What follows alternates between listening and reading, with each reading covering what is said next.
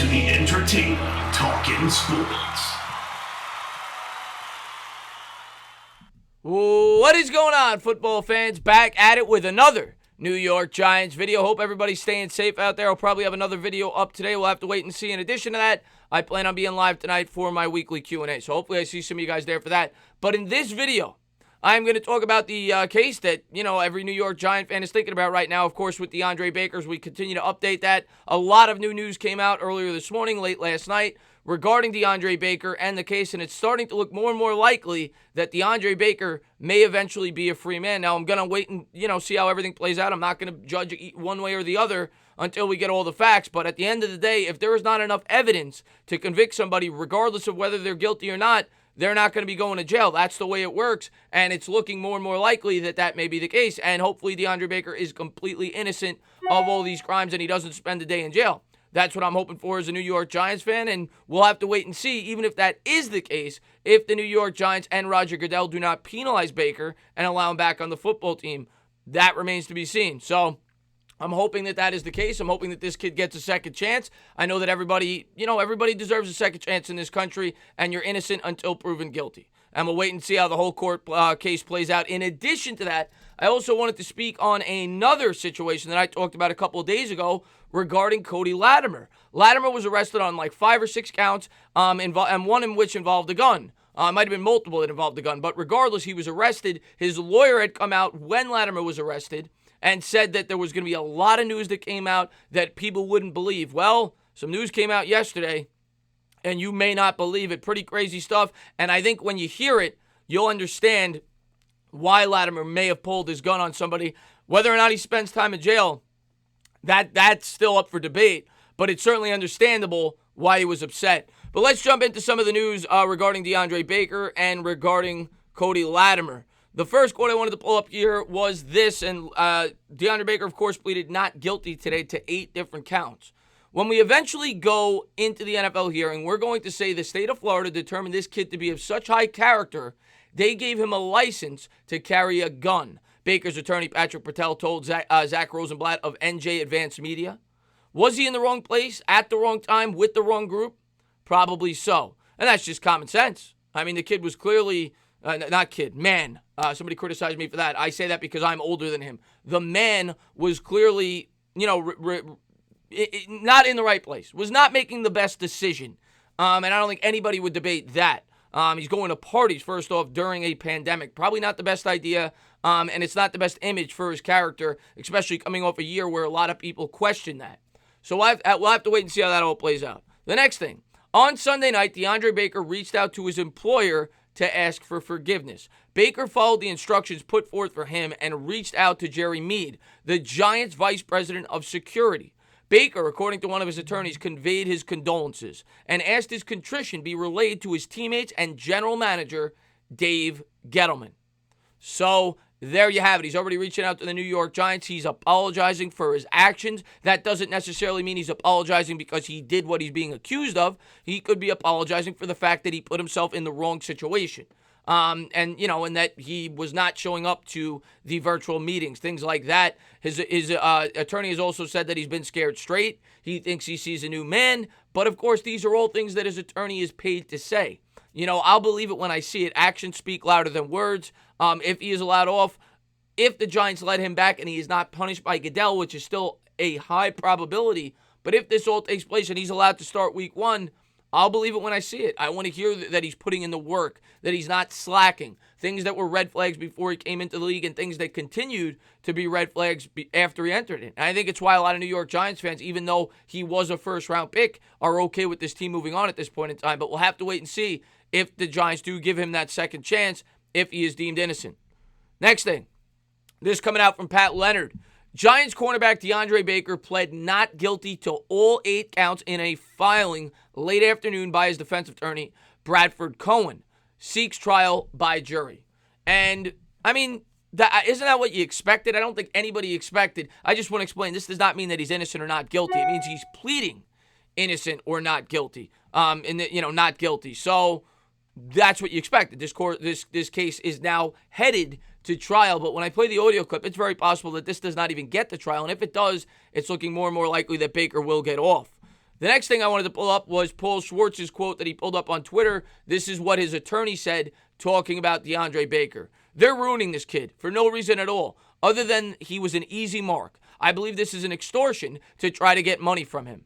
So basically what the attorney is doing is flipping this. He's trying to make Baker the victim, and maybe he is. Of course, so we all, it all initially came out that Baker was the guy that was holding everybody at gunpoint. He's basically saying this is all a lie to try to, ruin his name and to try to get money out of Deandre Baker. I would assume that would have been the line of thinking behind the people that are accusing him if it is false. The other thing I'll talk about is the fact that there were a lot of witnesses before this case took place. It's why Baker looked guilty. Well, since then, a lot of those witnesses have flipped.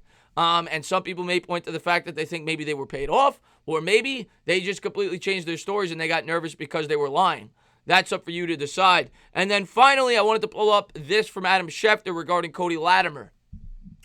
At today's hearing, Cody Latimer's attorney, Harvey Steinberg, told the court he was contacted by law enforcement concerning an investigation of a sexual assault of Latimer's 4-year-old son, allegedly perpetrating by an individual at a weekend poker game.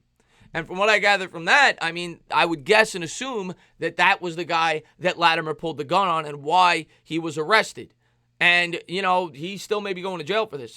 Just because he did that, you still can't just shoot anybody, and we'll have to wait and see what happens. But for Latimer's sake, I hope that is not the case. I think a lot of people in that situation would probably do the same thing that Latimer did. I can't really get on him for that, to be completely honest with you. I'd never condone anybody trying to shoot somebody or pulling a gun, but I think that's somewhat understandable. Let's put it that way. And then finally, I wanted to play the audio clip that was on WFAN about the Deandre Baker case. A legal analyst came on talking about it and basically breaking down the case and the evidence that the prosecution may or may not have against Deandre Baker. This was provided to me by Sam on Twitter, one of my best subscribers. So let's pull this up.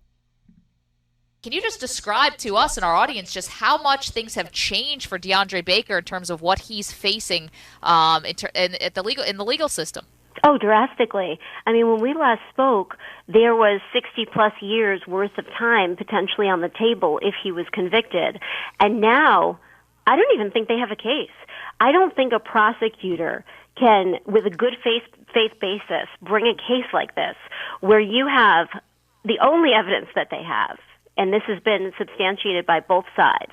They only have the testimony of those statements from those 4 witnesses who were allegedly victims and a childhood friend of Deandre Baker.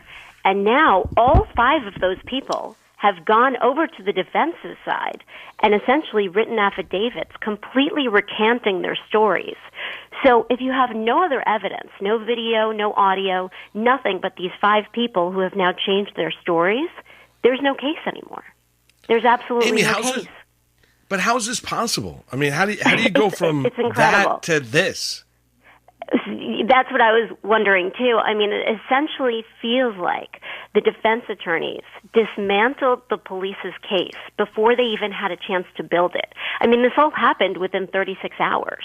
So right after the warrant was issued for Deandre Baker and for Quinton Dunbar, apparently these people who had given statements to police detailing the whole thing, this is according to the defense attorneys, just showed up at the defense attorney's door. They just popped up out of nowhere and said, we want to come and sign affidavits recanting our statements. This is what the defense attorneys are telling me. So, listen, something unfolded where, and the state side is saying to the judge, we want to investigate this. We want to see whether there were bribes, whether there were threats. What was the motivation for these witnesses to go flip sides? The police want to look into it. But here's what's happened. At least one of the witnesses has now hired his own lawyer. So if you have these witnesses not only changing their stories, but now they're lawyering up, and how are police and the prosecutors going to get to them? The case is over. There's nowhere to go from here. That's amazing. Well, I guess here's my question legally. So someone makes a sworn statement to a police officer, and that's a sworn statement. Then they make a second sworn statement totally recanting the first sworn statement. How does a judge square that? How do you know which one is the truth? Well, there would be no case because it wouldn't even get before a judge because a prosecutor wouldn't have a good faith basis without any more evidence to support the charges to even bring the case. So now all you're left with are consequences for those people, the witnesses, nothing having to do with the NFL players if there is no charges, if the charges are dropped, which I don't see how they wouldn't be absent any more evidence. But now you have possibly perjury charges against those witnesses. And listen, if there were bribes or there were threats from either attorneys or defendants, I'm not saying there were, but if there were, that would be investigated too. But you need proof of that for there to be any consequences on that side. So there you have it. I just wanted to play that for you guys regarding the audio clip, and that was very interesting stuff. And yeah, I mean, the more and more you hear about this, that was from a legal analyst, breaking down the case on WFAN. Stacey, I think it was, I don't remember her name, but the more and more you hear about it, the more and more you start to realize that it sounds as if Deandre Baker will not be doing any jail time, and now the debate will become whether or not the people that initially accused him will be. But like I said, I'm not going to rush to judgment. We still got to wait and see how this all plays out. Like she said, they may be investigating to see if those people received bribes to try to flip their statements. Who knows what's going to happen? I'm going to continue to follow this case as it goes further and further along. But like I've said all along, innocent until proven guilty. And we'll see the final verdict hopefully within a couple of days. And if the Giants do allow him back, hopefully he's on the practice field with the Giants as soon as they start the offseason. As always, guys, if you liked what you watched, please subscribe, drop a comment, maybe give me a little thumbs up. Cheers.